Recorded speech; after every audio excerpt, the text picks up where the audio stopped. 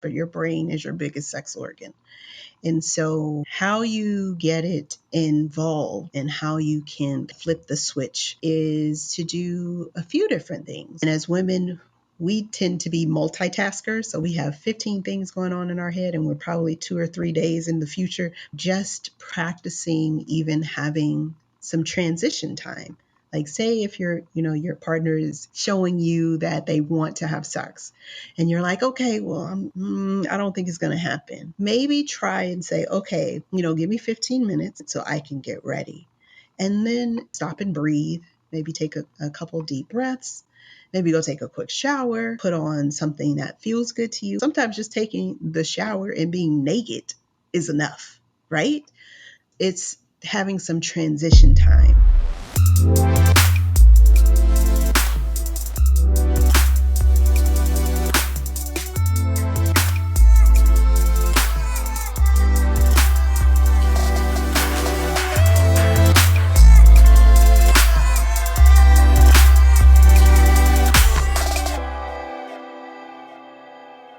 Well, welcome back to another episode of the Rebel Love podcast. My guest today is Dr. Brandye Wilson-Manigat, MD, aka Dr. Brandye. She's among America's most well-known OB/GYN physicians and surgeons. She's called upon by various local and national media outlets to give a fresh perspective and new information on women's health trends. Dr. Brandye is the founder and chief medical advisor for drbrandymd.com, where she created a safe space to discuss real-world strategies to help women learn the truth about sex and orgasms and embracing their feminine essence. She's also the author of the Amazon #1 best-selling book, My Oh My, A Committed Women's Guide to Getting the Great Sex She Deserves. Welcome, Dr. Brandye. Thanks so much for being here. Thank you. I'm so glad to be here with you, Talia. I think that your book is very well needed, A Committed Woman's Guide to Getting the Great Sex She Deserves. What a great title. Thank you. Thank you. It kind of like one person asked me, she was like, a committed woman's guide. Like, what does committed woman mean? And I'm like, well, originally I thought about it in the context of a woman being in a committed relationship. I was like, but you know what? It's a woman committed to getting the great sex that she deserves. She's looking for that. She wants to know how to have that. So the book covers 100%. all of that. Yeah. Yeah. And I think, yeah, totally. If you're in a relationship or not, we all deserve great sex. Oh, So, yeah. yeah, Oh, yeah. we're definitely going to be talking about that. But before we do, I'd love it if you could share a little bit about yourself and your journey to how you got where you are now. Okay, I'd love to. So I have been doing my work as a sex and pleasure coach for a little over 7 years now. But the journey to get here was probably many, many years in the making. I very much struggled with low libido early in my life, like in my late 20s. And, I was trying to find some answers and get to a place where I really was enjoying sex again. Um, and this was even before I went through like medical training and all that stuff. And at first, you try the usual stuff, the lingerie, 50 Shades, all of the things, right? But it would only work for a little bit, just for a little bit of time. And then I would go back to, yeah, I really, don't want to have sex. And at that point, I was with my boyfriend, who then became my husband. We got married, and you would think, okay, you're married now, it gets better, everything is great. And no, it got worse. It got significantly worse. And I was at that point, I had made it through medical school, in residency, out of residency, home, and starting a private practice. And there was just so much going on. And all I really wanted to do was sleep. Like, I was trying to keep all the plates in the air, keep them spinning, don't let anything fall through the cracks. And just at the end of the day, I can't even say at the end of the day, because even in the mornings, it was like, don't touch me. I'm trying to sleep. Leave me alone. And so, it was just all of the things. And I didn't realize some of the things that were happening to me. And, it was really, my relationship was falling apart. because I did not want to have sex. And that, at the time, I didn't realize how important that was to a relationship. And it felt very much like it was a frivolous thing. And it's like, well, we're trying to do all these other things. Why are you busting my balls about sex? Right. And it just it had such a big toll on my relationship that my relationship literally imploded. It fell apart. And I had been making some strides and trying to figure some things out, but it wasn't enough. It really wasn't enough, and the relationship fell apart. And at that point, going through the healing of that and really tapping into who I was and what was going on with my body, I just, it began a mission really to try to help myself, but also help other women who were going through this. Because at the time, I was in private practice and I was having women come to see me who were going through the same things. And they were, 28, 30, like, Mm-hmm. hey, what's going on? They would come in and ask me, hey, can you check my hormones? I think I might be in menopause. And it's like, okay, well, let's talk about it. It's unlikely, but we can see because it is Mm-hmm. possible. So, we go through all the stuff and they would be like, okay, these are the things. And, I don't want to have sex anymore. So that's why I think I'm in menopause. And it's like, well, one, menopause doesn't automatically equal no desire for sex. But two, let's dig a little bit deeper and figure out what was going on. And so, like me, I had some depression going on. I had adrenal fatigue going on. I was really just burning the candles at both ends, plus in the middle, and really doing too much. And I was just disconnected. Like everything was in my head. I was not in my body. Mm-hmm. Pleasure was like, what? Pleasure? Really? I'm just not into it. I'm not here for it. I got work to do. I got things to do. You're right. And so as I was, chatting with them and hearing their stories, I'm like, this sounds very much like what I've gone through. And by that time, I had come through with some processes and things that were helping me. And I'm like, okay, well, let me help you. Let me give you a little bit of homework. Go home, try this out, see how it goes. And they would come back to me and be like, Dr. Brandye, thank you so much. Like, I have noticed such a big difference just from what you taught me. And it was at that point that I decided, I need to help other women to have this transformation, because Mm-hmm. I didn't want women, one, I didn't want women to have these myths and miseducation about sex to be all that they knew. But I also knew practically, like, this can really break up relationships. And I was hurt by my breakup, and I didn't want other women to go through that. And Mm-hmm. so that's when I started Life Love Libido, which was my coaching business. And I've Mm-hmm. been doing that ever since. Wow, wow, what an incredible story. I feel like your work is so incredibly important, and I feel like people don't tend to give too much weight to their sex life, and like you said, like it can be make or break for relationships, Mhm. especially if you're in a monogamous relationship. You're not doing it with anybody else, so you want to be Yeah. having that affection and love Oh, from yeah. at home. Yeah, wow. Okay, so can you talk a little bit about? I mean, I know it might be obvious for some, but about the emotion, or the pressure that you were feeling from your husband at the time, Hmm. um, Hmm. to kind of figure this out while you were, working and learning and just doing so many other things. Your brain just would have been filled to the brim. Yeah. Yeah. It was rough. There was a lot of resentment, bitterness, a lot of, you see what I'm doing. Why are you pressuring me? And also kind of this secret thought, like, is this all there is?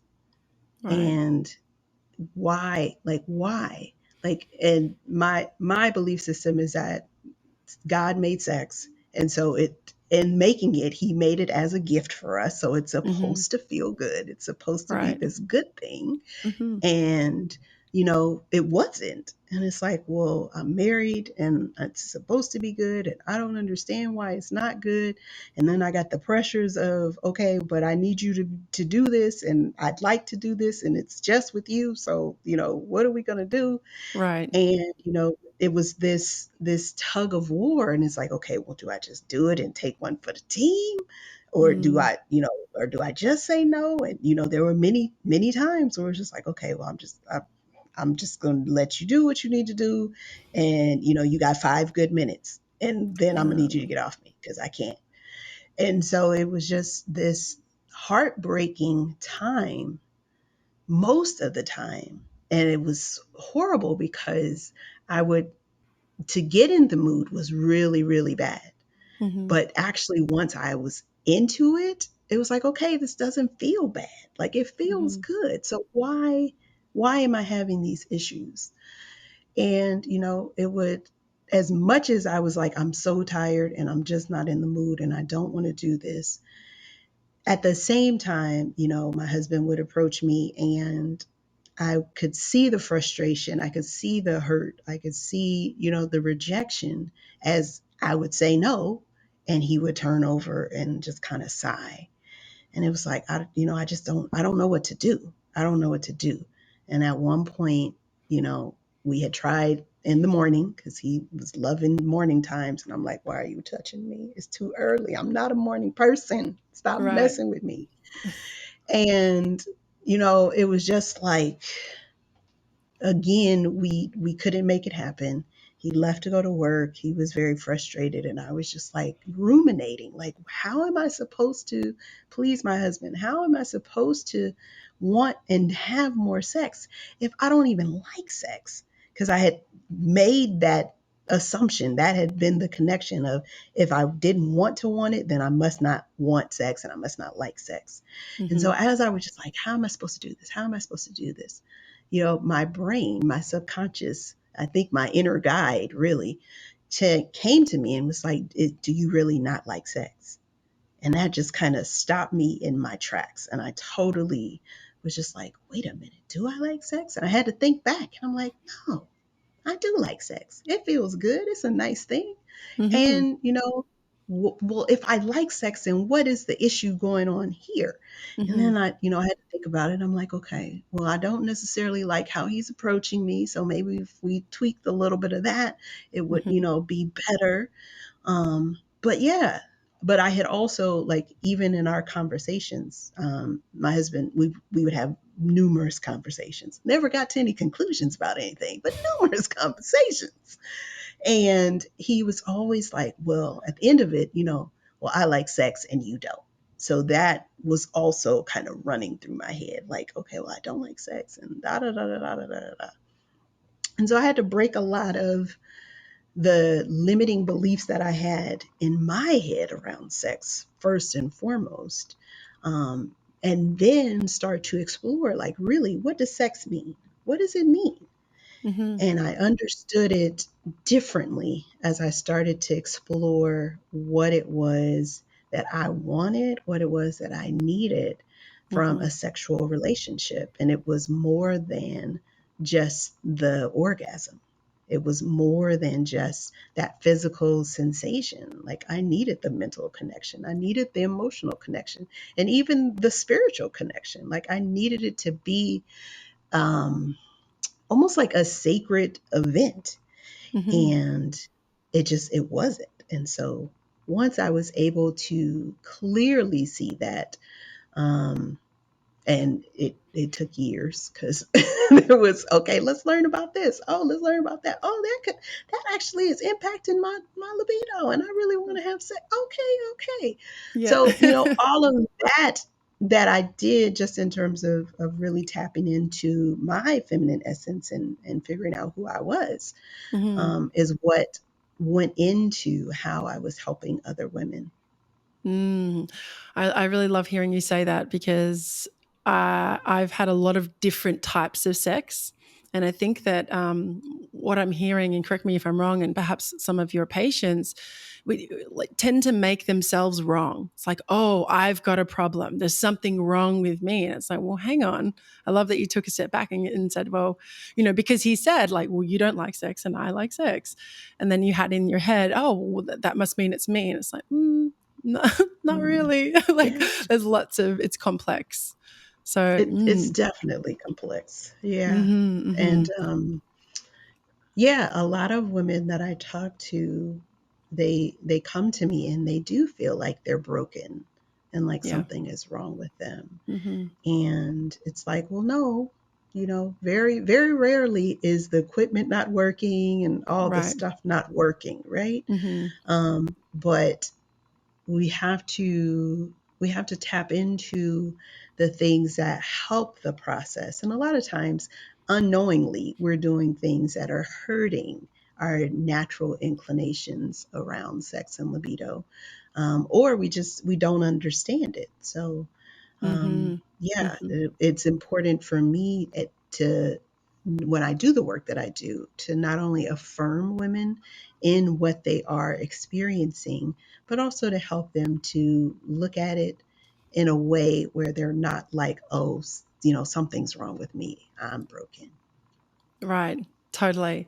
Yeah. I remember when I Mhm. was younger, I never really orgasmed from sex. And I always was like, oh, I guess I'm just broken. And I mean, to be honest, it never really bothered me that much. I was like, oh, I guess that's what sex is because I still enjoyed it. And then I Mhm. met my most significant partner, and I was like, I'd never had that quality of sex before. And it was all of the things that you mentioned. Like it was like the energy was incredible. The way he kissed Mhm. me was incredible. His energy, we just had this insane chemistry, but we also loved each other very deeply. So we Mhm. worked together physically, but there was just such this huge level of love that it elevated the sexual encounter to this different level. And there could be Mhm. all different types of sex within that space. And it was just, Mhm. I felt, and I think, I mean, I've heard a lot of women speak of this. The first thing to really relaxing is like feeling safe. And I always Mhm. felt incredibly safe in his arms. And I just never knew that kind of sex was possible. So I just, for Mhm. anyone thinking that it's not possible, it happens. Mhm. So did you, after that experience with your husband, did you have different types of sexual experiences that um, kind of gave you hope that, things could be different? So I did a little bit more of like self exploration, more so than partnered sex, just because, it was a little bit complicated. We hadn't gotten divorced yet. And I was just like, okay, well, I'm going Right. to chill Sure. for a minute, do what I Yeah. need to do. Yeah, sure. So there was more self exploration and just understanding of, okay, who who I am, and really stepping into who I am and loving on myself, and it really came to a point of understanding who I was as a sexual being, because I even in that process of discovering kind of the mechanics of things, and all these points on your body that you can stimulate for sex and orgasm and all that stuff, it was still like, okay, but really, what's the meaning? Like, why? And so I felt like before I entered into any other sexual relationship, I really wanted to be solid in what I knew about sex and what I knew about my body and what I knew about what I needed as a woman first, before I got into that place and that space. So um, I didn't necessarily do anything with anyone else, but I still was learning, and I still am. Like, there's still stuff that I'm Sure. reading about and experiencing and all that stuff. But I Hmm. feel like when it comes to like the foundational stuff, like, all right, what is sex and how do you have it, and how do you have it in a way that is super yummy, just good, you know, Hmm. that if I can help a woman to get there, then I help her to get there. Yeah, and what a gift. What a gift. Mhm. Mhm. So I'm going to go a little bit back to basics now. Just for those of people listening that may not know, can you define what a libido is? I just want to really strip it back to let's start if you had a Yeah. patient come in. Right, right. So basically, libido is just sex drive. It's your innate desire for sex. It's that craving or that wanting for sex. And I think a lot of women have this misconception that if they don't start off like desiring sex, then there's something wrong. When in actuality, the cycle of a woman's desire can start at spontaneous sexual desire, but a lot of times it doesn't. A lot of times it starts with the physical touching and arousal piece. A lot of times it starts with, something that you said, just feeling safe and secure. Sometimes it starts with, okay, you see your partner taking on a task that they know that you hate to do, but you do it anyway because it needs to get done. And you see them doing it and you're like, oh my God, he's listening. They're listening, right? And it's like, oh, you look so good right now, baby. So there are so many different ways for a woman to get to a point where she is open and receptive to sex. And Hmm. it's not just sex drive, but we do, miss that because in the beginning of a relationship, you want it. Like you can't wait to see the other person, but there's also a different dynamic going on. When you're together. You usually, well, we depending on how old you are, you may or may not have had cell phones at the time when you were meeting each other. And you're looking into each other's eyes, you're asking questions to get to know somebody. It all feels new and exciting. So those things all, will play into this feeling of desire that you have for another person. But what happens once you are comfortable, once you do get to know each other? There's a lot of times that we start to take each other for granted, and we don't, stay curious about our partners. We don't really cultivate a sense of, I really enjoy you. And we're just kind of, walking side by side. We're roommates. We may be raising kids together, taking care of each other's, parents and all these other things, but we're really not stoking the flames and the fire of our love and our connection and our commitment and the sexual factor that goes into that.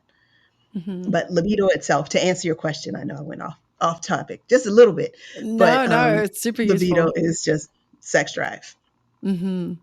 Yeah, well, that was my next question was the patterns, but you just spoke about that, and I mean, it just ebbs and flows, right? We go through cycles, and Hmm. something you mentioned at the start of this interview was, when you were studying and when you were learning, you were so busy, and I think that when our brains are really full,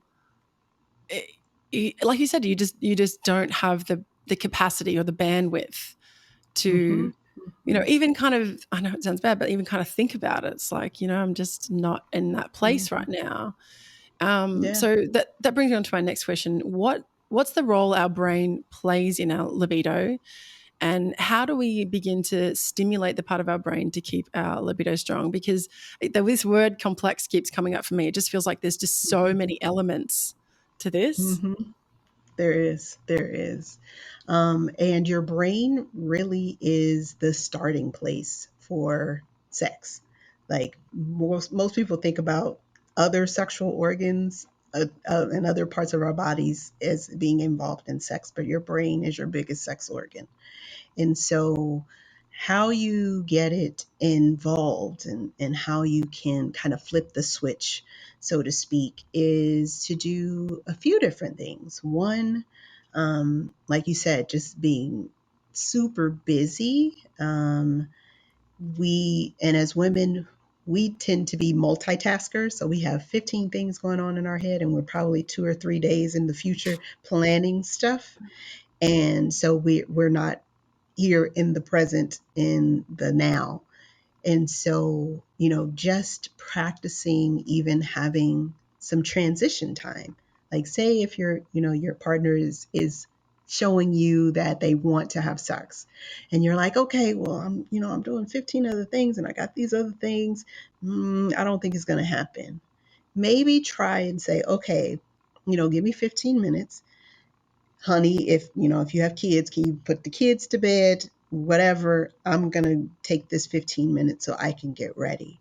And then just, stop and breathe, maybe take a couple deep breaths, maybe go take a quick shower, put on something that feels good to you. And it doesn't necessarily have to be, lingerie or whatever. Sometimes just taking the shower and being naked is enough, right? Mm-hmm. But it's having some transition time and allowing your brain to settle some of those wheels that are turning so that you can really be present in the moment. Doing new things together. Like I'm from Los Angeles. I live in Los Angeles, and there are so many like places in the city, in the state of California, even that I have Mm-hmm. not visited. So, maybe visit some of those places that you've never been. Um, Take a cooking class together, do something that is new and allows you to be together. um, Even journaling sometimes is helpful to get your brain activated in terms of thinking about questions like, do I like sex? Like, what about sex do I like? What about sex do I hate? Like, what's my favorite fantasy? And writing about those things can be helpful to activate the brain.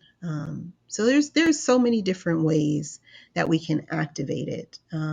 Stress, though, is one of the big deactivators of our Mm-hmm. brain, for a number of different reasons. One, it puts us into fight, flight, or freeze mode.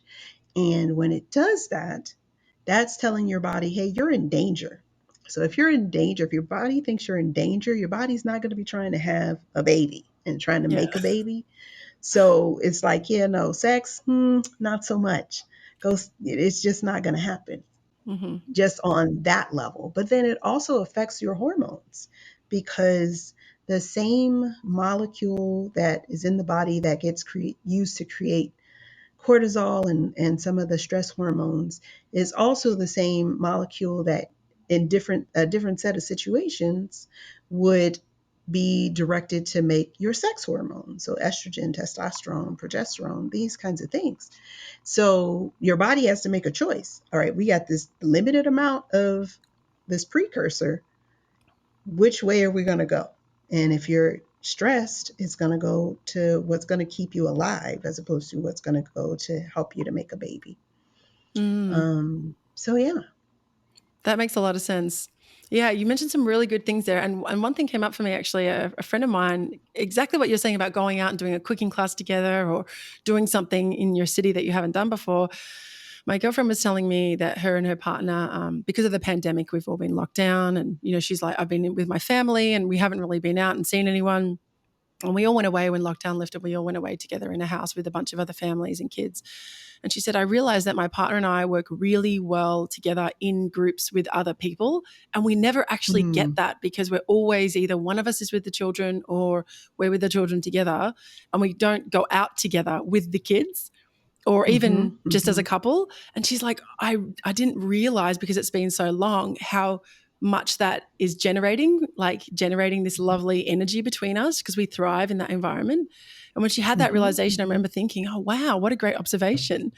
And Oh, yeah. and so then she started putting herself in more of those situations and she's like, it's so nice because it's like Mm-hmm. we're back to like we're a couple and we never really feel like that because we just live together all the time. It kind of sounds a bit weird, but Right. when I say it out loud, but Yeah, it but just no, made a I lot of get you. sense. I get you. Yeah, Yeah, no, because we divide and conquer. And it's like, okay, look, you take this kid to the doctor's appointment. I'm gonna take your mother to her doctor's appointment, and we're gonna meet up at dinner, and we may or may not eat together because then I got to do X, Y, and Z, and you got to do X, Y, and Z.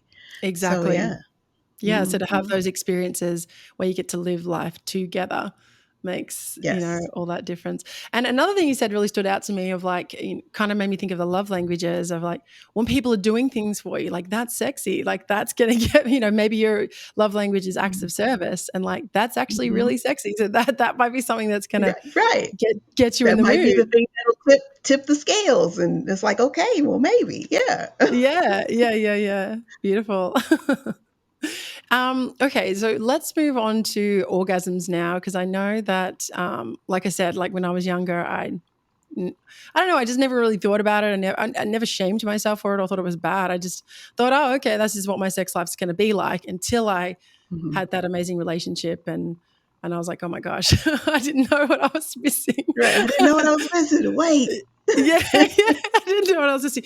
But the thing is that I think a lot of it was that love, that, like you said, exactly what you said at the start, of that feeling. I needed that connection. I needed that Hmm. connection to, I guess, to let go is the word, to like relax Hmm. into it. Hmm. And then when I Exactly. did, things started to happen. So I know this might sound like a super obvious question, but how do we know if we've had an orgasm? Because I have had people on the podcast have said before. One podcast guest said she felt like she was dead from the waist down. She didn't, Hmm. she Hmm. didn't know. So how do we know? How do we know if we've had an orgasm? Yeah. Well, I think before we answer that, we'll answer what an orgasm actually is. Oh yes, please. Um, Sorry. right, right. Let's I start at the think that's start. important. Yes. Um, and so, an orgasm, just plain language, is the release of built up sexual tension. And a lot of times when we think about orgasms, we kind of think of, this explosive, like fireworks in the sky, all the things that happen. And that Mhm. can happen. That's one type of orgasm. But not all orgasms are the same. And not every woman will have the same kind of orgasm every time that she is having an orgasm. So how do what you're experiencing is an orgasm? Well, generally, you'll feel like there's a buildup of tension, a buildup of excitement and good feelings, and then you'll have those good feelings, culminate into something, whether it is that fireworks explosion or just this, incredibly warm sensation throughout your body. Some women actually cry when they have orgasms. So it varies, and you can be doing the same exact things, same exact stimulation with the same exact partner, and have an absolutely different orgasm from that same experience. So you just, it's kind of difficult to explain, just but in a strictly physical sense, it's you get this buildup of incredible good feelings that then culminate into um, just this sense of, yes, it's complete, and then you feel very calm and contented afterwards. Yeah. That's so true that you can have different types too. Like sometimes you want the big explosion one, but it's not there. And sometimes it creeps up Mhm. on you and you're like, where did that You're come like, wait from? a minute, wait, Yeah. I wasn't ready. Yeah. Or I just really wasn't expecting that. I've had times where I'm like, Hmm. oh, I'm probably not going to orgasm today because I don't know, I just kind of had that feeling, and then it just Hmm. comes out of nowhere and it's Yeah, and you're like, amazing. cool, okay. Yeah. Mhm. Yeah, sometimes I feel like my head's filling up with this like bliss liquid. I don't know, I don't know how to Mhm. explain it, Mhm. but it's amazing. Yeah. Okay, great. This is awesome. And okay, so how can we, this is a million dollar question, how can we perhaps invoke or encourage those more firework orgasms Mm. Mm. when they may Well, not be there's a coming so few different frequently? ways. Right, right. There's a few different ways. One is definitely feeling safe and secure. Like, in order to have any orgasm, you really do have to feel safe and secure. Whether that is safe and secure, meaning, okay, we're in the bedroom, we've locked the door so we don't have to worry about kids barging in, Yeah. or that is emotional safety, where you're like, okay, I know that I can share. this experience, and I can, make whatever noise, make whatever face that I'm going to make with this Mhm. orgasm, and not be, oh my God, what did you do? What are you doing? What, not have that sense of judgment or criticism about what's Right. happening. Mhm. And then another thing that you can do is just stimulating multiple areas of the body, because we tend to think of, okay, for women the clitoris is, queen in terms of orgasms and all that stuff, but there's at least 10 other spots on your body that you can stimulate for orgasm. So if you put two or three of those together, especially if you have like a sex toy and your partner's hands and your hands, you can, Mhm. bring about lots and lots of sexual tension that will Mhm. then likely explode into that fireworks situation. Using sex toys just in general, Mhm. because they give you different sensations. And, now they have these wonderful toys that have multiple vibration patterns and intensities, and you can do all these things and find, just the right one for you. Mhm. So toys are great to do that as well. Um, you can do certain breathing techniques that help you to really get out of your head and get into your body, and be able to focus. Because a lot of times I have clients who tell me, we're in the middle of it, but I'm thinking about laundry, I'm thinking about the kids, and I'm thinking about all these other things.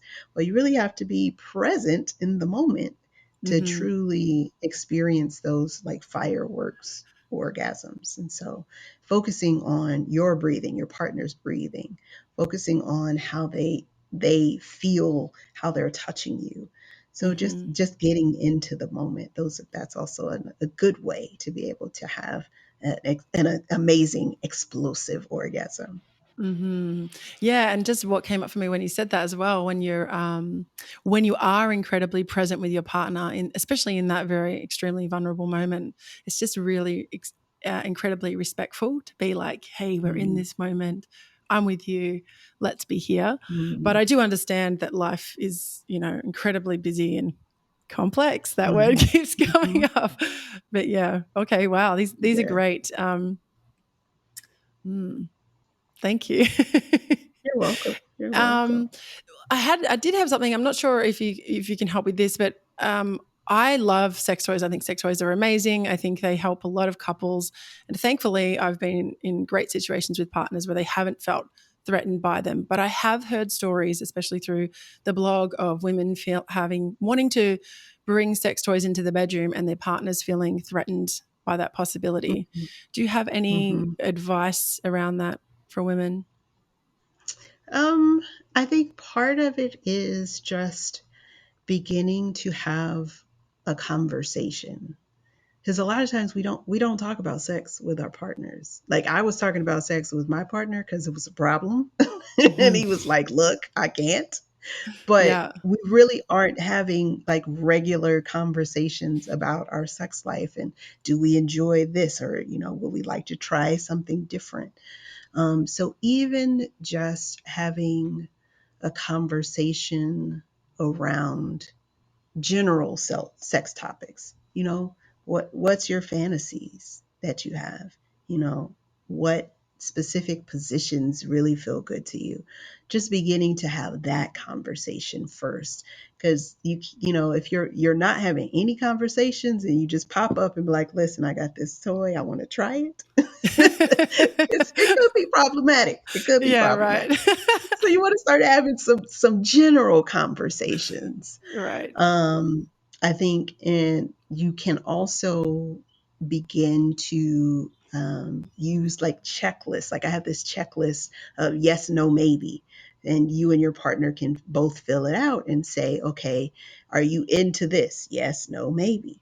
And you Mm. come back together and have a conversation about the no's and the maybes, and Mhm. see if there is some fear, or what is around that.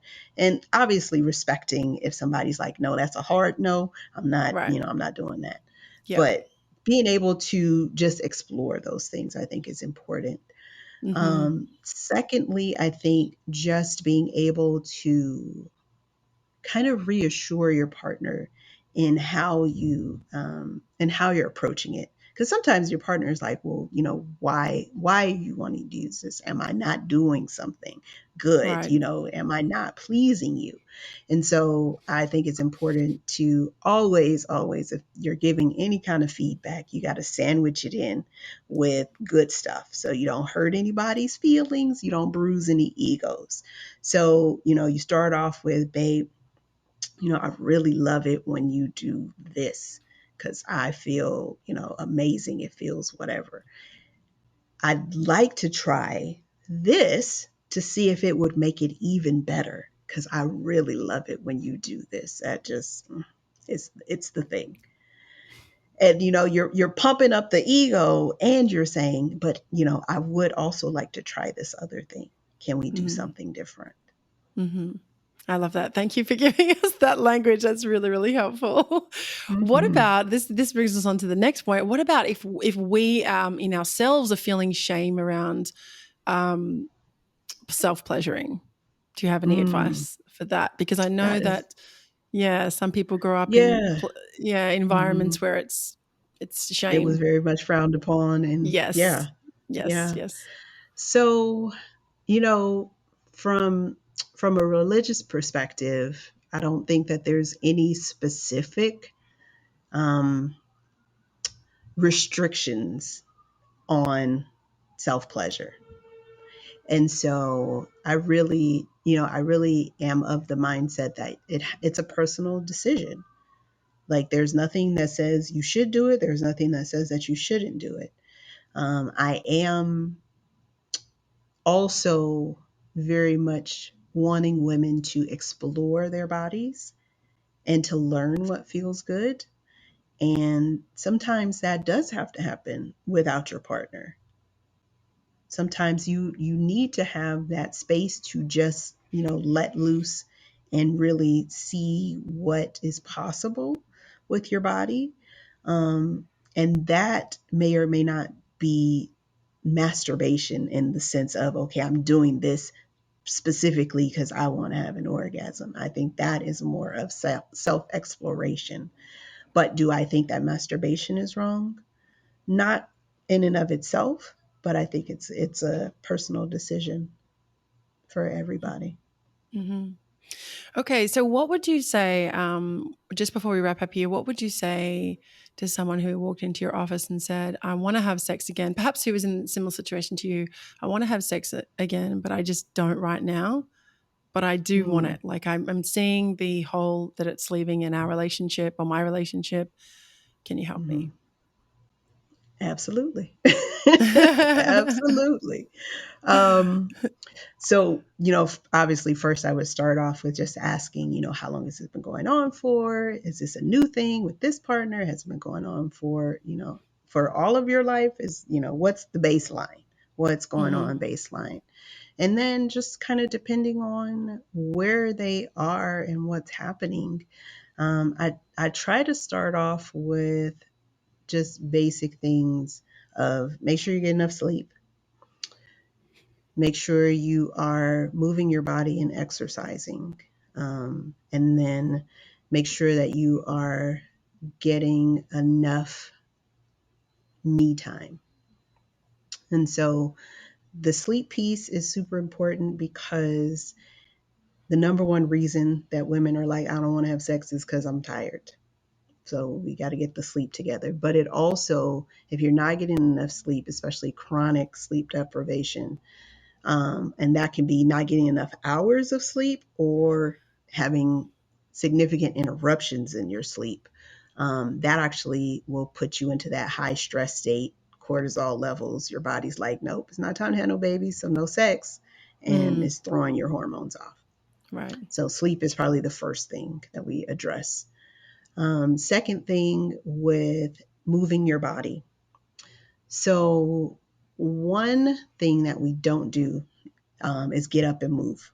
We don't do a whole lot of exercise, at least in our country. In America, we don't do a whole lot of exercise.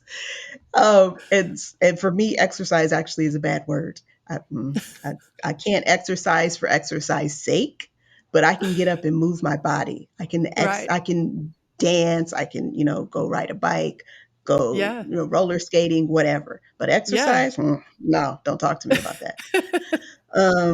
But that act of moving actually increases your feel good hormones. And if you are feeling well overall, then you're more open and receptive to sex and specifically. The other piece of it is if you're generally moving your body, and if you are doing exercise, that will help to tone your body and give you more of a sense of being fit. And another concern that women have, especially around sex, is what does my body look like? Does my partner find me attractive? And, those things can give you some hangups around actually relaxing into sex and enjoying sex and being able to have an orgasm. So you're helping your body to be more fit for sex and also giving you a better image of what your body can do. And Mm-hmm. then finally, just having some me time, and just doing things that literally make you feel good, that fill your soul. Like even when I was going through my issues with not wanting to have sex, like my days were so full, there was nothing in my day that I enjoyed doing. Right. And it was like, okay, now that I have time, what is it that I want to do? And I couldn't figure it out. Like, you couldn't pay me to tell you what I like to do. And so, just finding certain things that you can do and that you enjoy, whether that's just having a cup of tea, whether that's painting, drawing, whether that's going for a walk on the beach if you're close and you can do that, just whatever fills your soul and makes you feel good, do more of that. Because if you're doing more of that, again, it's this general feeling of everything is good. And if you have more of that, you're more likely to want to have sex too. Mm-hmm. Well, it makes a lot of sense. When your cup is full, you're more able to share. Mm-hmm. Mm-hmm. Yeah. This has been incredibly, incredibly helpful. Thank you so much for being here, Dr. Brandye. I just really can't tell you how much this conversation needs to be had. I think so many women, and I'm sure some men perhaps think that there's something wrong with them when, in fact, I feel Mm-hmm. like we just live in a really demanding society and things are just complex. So there's a lot of Yeah. elements. I actually wanted to ask you that checklist that you mentioned before. That was really interesting. Is there Mm-hmm. anywhere that our listeners may be able to download that? I don't have it anywhere on like my social platforms or anything. But if they email me at drb@drbrandymd.com, I'm Mm-hmm. happy to send it out. Beautiful. And Dr. Mhm. Brandye's Brandye, everybody listening. And if people want to get in touch with you, Dr. Brandye, how can they do that? Besides email, is Well, there any other social you right. have? Or Yeah, so I have my website, drbrandymd.com. So drbrandymd.com. I am on Instagram at Dr. So it's Dr. dot BRANDYEMD. I couldn't get the whole thing as one. yeah, And then Facebook is at Dr. Brandye MD altogether. DrBrandyeMD. perfect, perfect. And for anyone listening, if you'd like to make that a little bit easier, you can find all the links mentioned in this episode at rebellove.com/EP34. Dr. Brandye, thank you so much again for being here. It's been an absolute pleasure. I really, really appreciate your time. Thank you. Thank you. This is always fun. I love to I know it sounds weird, but I love talking about sex and pleasure. And so Yeah. thank you for the opportunity to do that, to do what I love. Yeah, well, it's so important. Like you said, it is so incredibly important. And I think that sometimes people may not think that it is important, but I think it's okay to think that it's important. So thank you again. Mhm. Thank you. Thank you. Thanks Thanks for listening to the Rebel Love Podcast, the podcast about love, sex, relationships, and money. If you like this episode, please support us by subscribing and leaving a review on your favorite podcast platform. And find all the details of this episode and more at rebellove.com/podcast.